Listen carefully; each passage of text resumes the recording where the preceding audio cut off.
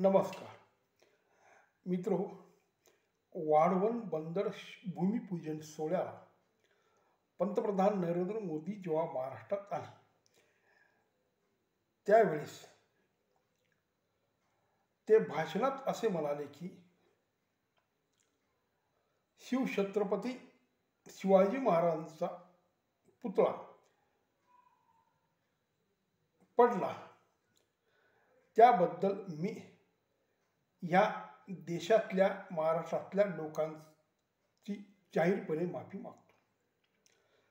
आता खरोखर छत्रपती शिवाजी महाराज हे महाराष्ट्राचं आराध्य दैवत, अशा दैवताचा पुतळा पडणे दुर्दैवी घटना असून ज्या पंतप्रधान मोदींनी त्या पुतळ्याचं उद्घाटन केलं तो पुतळा पडला आणि हे जेव्हा मोदींना समजलं तेव्हा त्यांनी महाराष्ट्रात आल्या वाढवण बंदराच्या उद्घाटनाच्या प्रसंगी हे बोलून दाखवलं की मी क्षमा मागतो की छत्रपती शिवाजी महाराजांचा पुतळा पडला, याचं मला फारच दुःख झालं.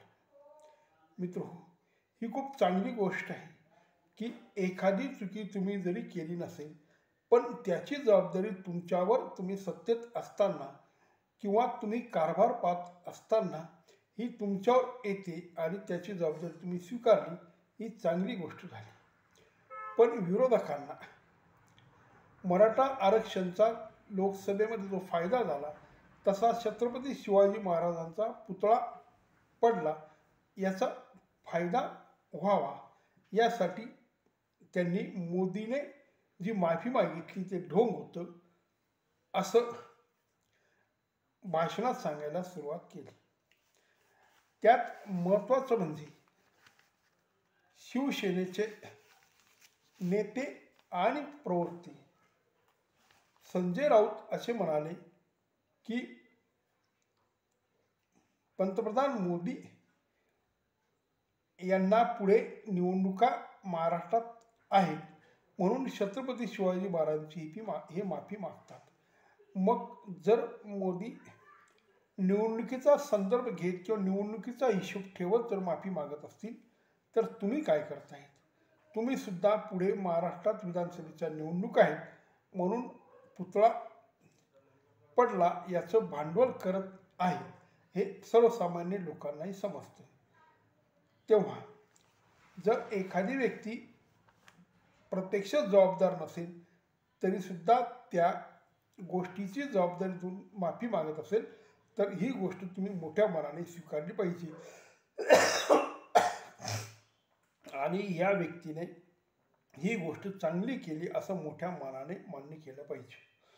खरं तर ज्या राहुल गांधीच्या मांडीला मांडी लावून राऊत बसतात किंवा उद्धव ठाकरे बसतात ते राहुल गांधी सतत वीर सावरकरांवर टीका करतात. अशा वेळेस त्यांनी कधी माफी मागितली नाही आणि त्यांनी माफी मागावी म्हणून यांनी कधीही त्यांच्याकडे मागणी केली नाही आणि त्यांच्या मांडी हे बसले आणि सावरकर हे आमचे दैवत आहे, ती आमची अस्मिता आहे असं हेच लोक म्हणतात.